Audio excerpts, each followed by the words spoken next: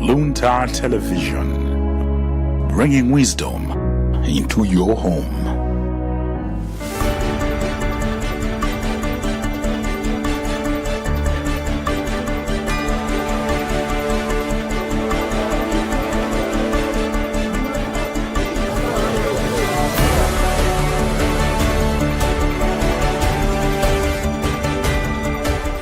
Mawa wa lachiwiri tsiku lake ndikukhala pa 11 August chaka chimenechi cha 2026.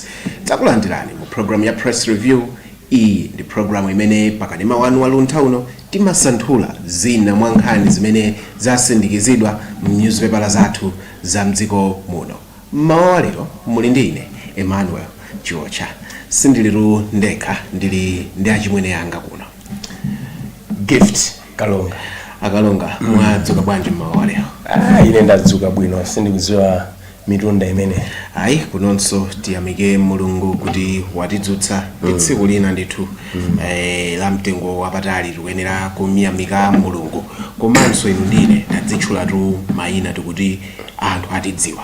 Koma kuseliku kuti anthu adzitha kutiona bwinobwino kutimva. Nkhani yake ndikuti pamakina pali Henry Malunga owanyadira timangoti manihento. Ndiye ndimaona ngati ndipereke ulemu chifukwa inu ndi munthu wamkulu kwambiri. Ndimafuna mutayamba ndino achimwene anga kusanthula kuti kodi mu-newspaper imene mwanyamula lero muli nkhani zotani. Pasamba loyamba lapa La Nation newspaper pali nkhani imene akunati foreign MBC chief Banda celebrated. Part of the story says foreign Malawian Broadcasting Corporation MBC Director General Banda yesterday walked his last mile on earth with his family and colleagues, celebrating him as family man and professional, ever present to assist others.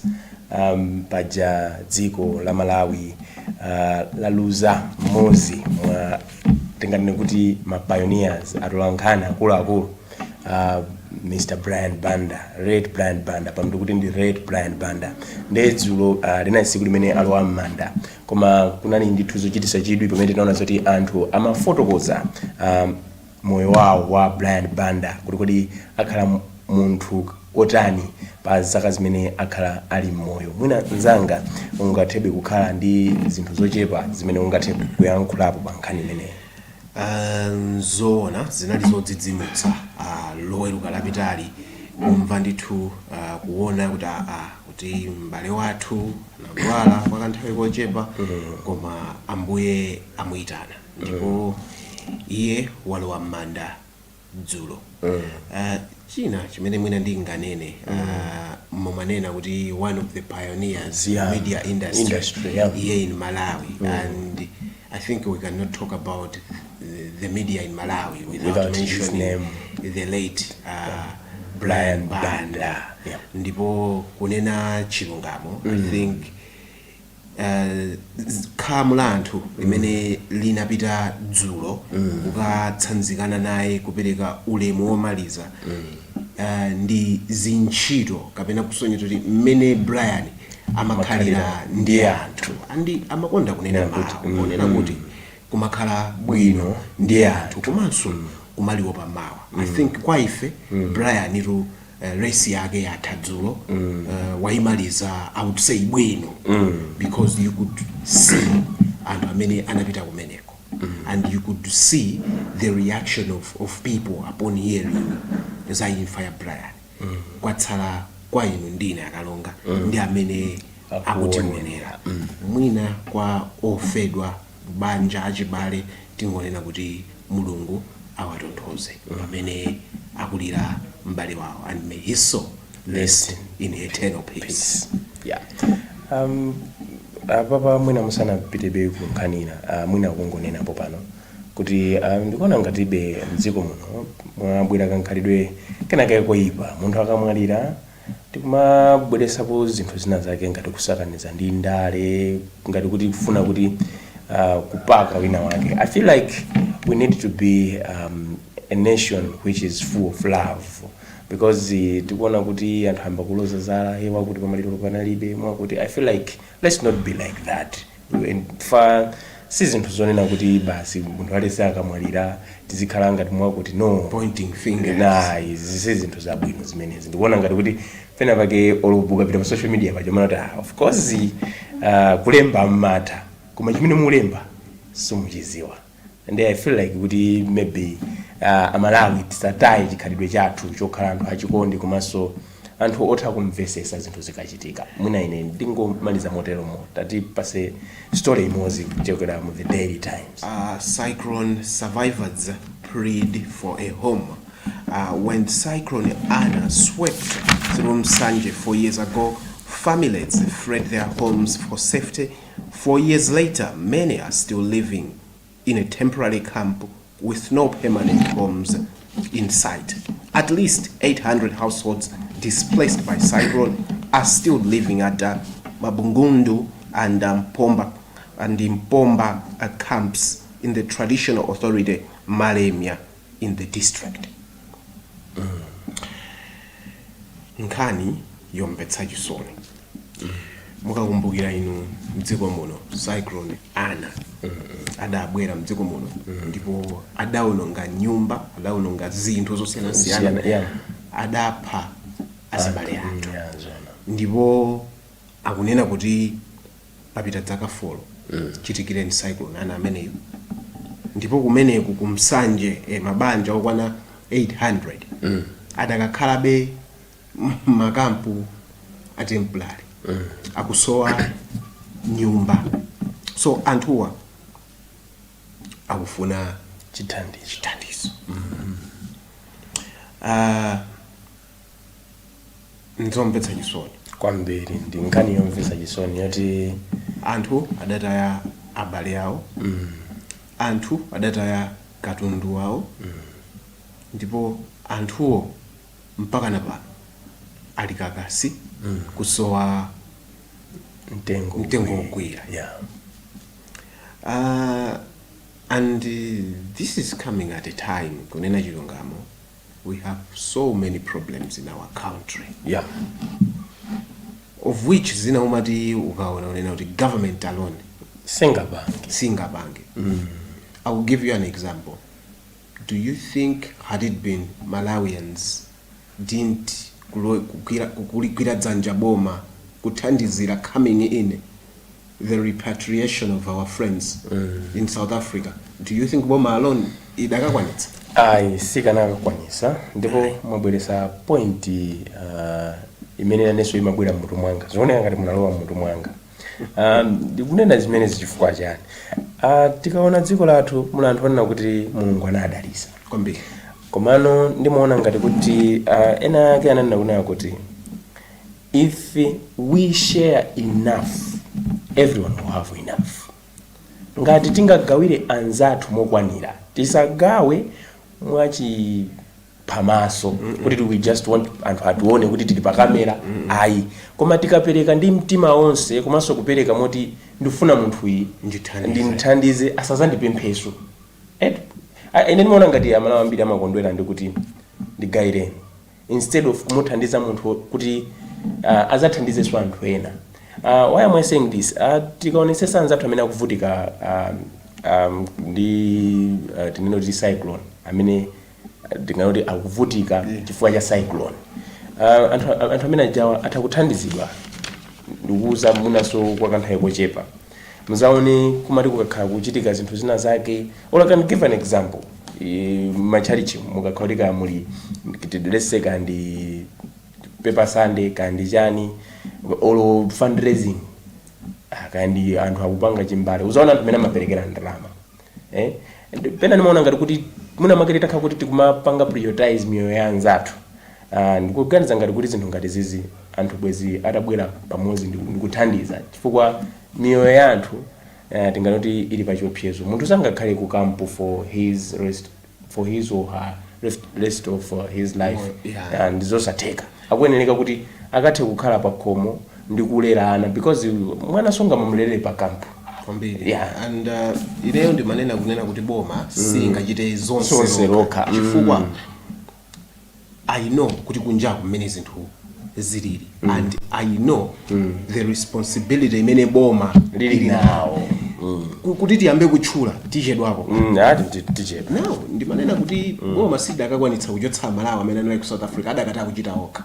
That's why anthu ngati achina onjezani nani adaganiza mwa munthu wawo kuti amalawi bwanji titayika limodzi and we saw the impact imene zathandizira zimene zija kodi amalawi makampani and we also the very same way ine ndikhulupirira company naketa tiyamangireko awiri anthu kuchitako limodzi I think it might help rather than titsamadikire anthu ena akunja adzati thandize nyumba yako ikamayaka suyamba kumangokuwa kuti moto kuno nkumango yang'ana umakuwa atu moto kuno utanyamula bucket ya madzi uchitapo kanthu kapena kutulutsa katundu anthu akamabwera okuthandiza azinena kuti anapangako chako anayambako chako zona ndima pamene kuno kuli nkhani ina imene kuna kuti stakeholders assess CDF guidelines on bursaries. Part of the story says education sector stakeholders have applauded the development of bursary guidelines under the reformed 5 billion Kwacha Constituency Development Fund CDF, but urgent clarity on identification of beneficiaries and oversight. In the preamble to the guidelines, Secretary for Education, Science and Technology Ken Ndala said the document is intended to promote integrity, transparency, accountability in the use of public funds, and equal opportunity for eligible applicants, particularly those from vulnerable and disadvantaged backgrounds. Pani ndi CDF paja CDF muliso drama zoti zithandizire anzathu pankhani za maphunziro ndiye akunena kuti ndondomeko zimene azika mmenemo ndi ndondomeko zabwino komabe amangofuna clarity kuti kodi ma beneficiaries azapanga identify bwanji kapena azapeza bwanji because amene angafune chithandizo chimenechi ndi ambiri. If you remember nthawi yambuyo munani na kuti pala anthu ena yake tisakweneka kukhala ma beneficiary akatundu aboma ndinganoti ali angathe kukwanisa pawokha fa umapeza munthu ndi civil servant amayandira ndalama zambiri koma afuna alandire nawo fertilizer woyusika mtengo. It's something questionable. So it's the same with this thing. Zona kuti CDF zina zake zisamalipanikise boma ndi mmene mwanenera moja utakuona zoti inetu izi zinthakukwanisa mwana wanga kumpitisa ku school koma mpanikiza ku maloni kuja anthu ena akovutikisisa kukanika kuti apeze nawo chani maloni ndeta munthu ndi civil servant aulilira adzira ndira mtukula pakho mwamba zeni koma ndi chilungamo koma munena cho ndi chilungamo fa itateni pena paketa teni kongoti chimene maona timakonda zinthu instead of kukonda munthu because kuti uterekezeka za CDF utaona kuti ineyo ananga ndikuona kuti ndakwanisa kwalipirira bwanji awawa ndalama izizi zayikidwazi ngongole izizi apeze ena ake agogo ena ake amene apitisa nawo ku school ana manager akathe kupindula ndi ngongole ya CDF koma kuti basi kumango panga zinthu zake zina zake maona ngati sizimakhalabe zinthu zabwino. Yes, Chihana pledges land for Gasasile families. Second Vice President Enoch Chihana says the government has developed a 4-point plan to address the plan to address the plight 400 households evicted from Kasasile in Nkatabe district, including relocating them to a new settlement. Nkani yake mukakumbukira Nkatabe kucha anthu amene akukasasire adasamutsidwa malo kuti amakhala malo osayenerera. Kunena kuti wachiwiri wa mtsogoleri wa dziko lino Enoch Chihana akunena kuti boma lipitiriza kuthandiza anthuwa amene ali ku amene anali ku Kasasire kumeneku mpaka na May next year. Komanso akunena kuti awapezera malo ndithu kumene anthuwa atapangidwe relocate ndipo akukonza ndondomeko zoyenerera mapulani oyenerera kuti anthuwa asavutike komanso apatsidwe pokhala. I think this is the way to go. I think boma luchitapo kanthu foka kumbukira adawe ambatu ankaenda pasi anthu. Yeah, I remember that day ordinary parliament and the minister runs Chimungu anaima ndikunena kuti anthu amenewo tayimisa pena pake kuti kunokoswa satani asafike. We are going to help them. Zimenezo ndi zinthu zabwino fa zimafunika zoti the moment pakuchitika chinthu let's be very fast to act than kuti tiziza konza zinthu zitaonongeka kale because anthu amene ajanayi ni mkwiyo if akanafika ngati kulilongwe kunoko suti zikanakhala zinthu zabwino tinene chilungamo. And so zinthu ngati zimene zimafunika zonena kuti mene akupangira chihana ndi zinthu ndi nkhani yofunikira kwambiri tiye tizitha kumaona ma priorities fa ifeyo titakati we are living in our comfort houses komano pala anthu ena akuvutika because anthu amene ajawa kuti investese nkhani akuvutika ndanthu kuti akusowa malo ogona akukhala nawonso mmakampo ndanena kuti it's very hard to raise your child at a camp. Ndi zinthu zovuta kuti komanso it's very easy mwana utenga matenda kudwala it's not healthy. Zimango I want you to imagine amalawa amene anali ku South Africa ku atapitako na madingo atakapa situation yotani very pathetic. Imagine someone living in a camp for 4 years. I am sure something will be done. Kuno kulinkhani akunena kuti MEC awaits funding for September 30 fresh polls. Part of the story says Malawi Electoral Commission MEC is yet to access funding and essential electoral equipment locked in the sealed warehouse in Lilongwe, but has expressed optimism about holding the September 29 fresh parliamentary elections. The fresh election are set from Msanje and Mangoch East constituencies after the courts separately nullified results of the September 16th, 2026 general election parliamentary vote in the two areas. Nkani ndio vuta. Kani kuvuta fajona kuti if you can see between the government and MEC pakanga kuti pakhalabe ngati chinkulirano cha nthawi yayitali kunkhaniyo samuka. I feel like zinthu zina ngati zizi zikumafunika kuti anthu azitha kukhala pansi kungokambirana because ene ndimaganiza ngati kuti Malawi we are people who love our country. Chinthu chisi cha munthu zikoli ndilawina aliyense. So whatever we are doing ndi chinthu chona kuti tizipanga chinthu tichithandiza nzika za ziko lino. I feel like MEC komanso government angati ndithu kuitanizana ndi kukambirana because tikukamba za chisankho ndinganena kuti anthu ma areas kapena ma constituency awiri panopa alibo wayimirira chifukwa chonena kuti court inapanga nullify chisankho ndi ngati zingapitire choncho ndi kuti tikhakuti anthu achati kuapha kandi CDF ija palibe amene akayimirire bwinobwino because kumafunika kuti anthu azitha kufotokoza mavuto awo because anakuti azipereka according to performance based. So zinthu ngati zimene si zinthu zabwino ndikukhulupirira kuti boma komanso bungwe la MEC akhalirana pansi ndi kukambirana. How it so I'll go quickly to the back page of the Nation. It reads, WAFCON jackpot, Scotians assured over 900 million kwacha. Kosafa hails Malawi.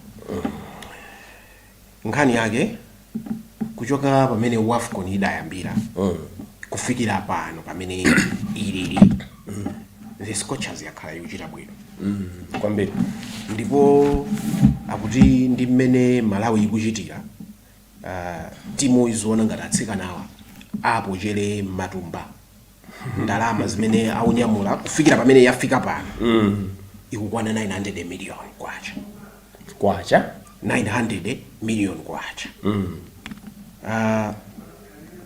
ndimafuna ndinene chonchi awawa akuyenera kulandira ulemu kwambiri chifukwa izo achita ambiri I think we never expected. Ayi ife timaganiza zoti tituluka abwerako mamawa koma akuchita zotamandi. yeah. Andi mawa atsikana wakhala akumenya ndi Algeria. We are hoping for the best. Know that ngakhale tili kumodzi kuno koma Malawians you have carried the flag, and we are proud of you, and we are hoping for the best. 900 mawa tawina anatsikana tuonjezere tibwere ndi zambiri ife tikufuna frames scorchers ifike kuma finals. I think that is what I can say. Ndinakumva mnaenda kuti frames ndabweza madabwa kuti frames yapanga qualify and you see akupita kuwodika zinthu zosangalatsa papaso pali nkhani yofanana nako ndi imeneyo aona kuti Ghana coach says defeat was painful. Part of the story says Ghana national women's football team Swedish coach Kim Lars has opened up on the pain of missing out on the 2026 Women's African Cup of Nations semi-finals and 2027 FIFA Women's World Cup following their loss to the Scorchers on Saturday night. Ife pamene tikusangalala anzathu akudandaula akulira ndimene moyo umakhalira ndikuze inu pamene ena omwalira ena obadwa pamene ena akudya ena akugona ndi njala pamene ena aulembedwa ntchito ena achotsedwa pamene ena alira ena akona ndi moyo zimafunika kuchita kuvomereza akomano wavomereza ngati wakunena kuti the coach says defeat was painful. Okay, kuwawa kuchaso kumakhala kuvomereza. Yes, because utakhala kuti kuvomereza kuwawa kuchasunga kumve mwina ndikunena kuti umve kuwawa kumakhala kuti chinthu chakufika ndipo wavomereza kuti ineyo I'm in this thing because zinthu zambiri zimachitika because imakhala mine tapangira translate the brain timakhala tapanga translate kuti inetu uku ndikuwawa uku ndikuwawa uku ndikushota Malawi yachita heartbreak Ghana mawene avanso ndiye pamtsiriziro pa program yathu ya press review ya lero. Kumbukirani kuti ife pano timangosanthula zina mwa nkhani zimene zasindikizidwa m'nyuzipepala zathu mdziko muno. Inutu mutha kupeza yanu kuti muwerenge mwachifatse nkhani zimene zasindikizidwa m'nyuzipepalazi. News izi zikupezeka pa mtengo wa 6,000. That is the Daily Times. Sindikudziwa The Nation kuti The Nation ndi 6,000. Fandi ukumbuka kuti inalika The Nation inali mbuyo ndendo zafanana iso ndi 6,000. Yes, iyi ndi 6,000 iso the Daily Times. Ndiye kuti amalawi ngati mungafune kuona satani wa news izi mutha kupeza yanu chifukwa pano suti tingafotokoze zonse timangofotokoza pang'ono ndiye inunso muthaso kugula yanu 6,000 komanso mwina kungwapempha akhale ndi catch of reading because sizimakhala bwino fauza onolo pa makomenti pa Facebook manje zoti awasakuziwa chimene akukamba atawa avanso ndiye pamtsiriziro pa program yathu ya press review mmawa lero munali ndine Emmanuel Chuocha komanso mzangayo Gift Kalonga. Tithokozenso Henry Malunga pa makina mwakoma nonse pitirizani kuonera.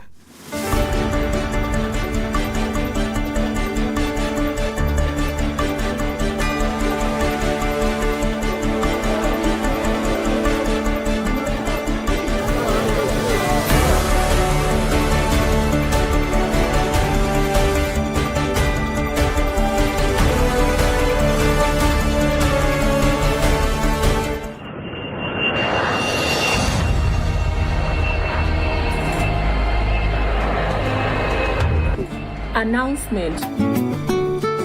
Transition to cashless ticketing. Malawi Airlines will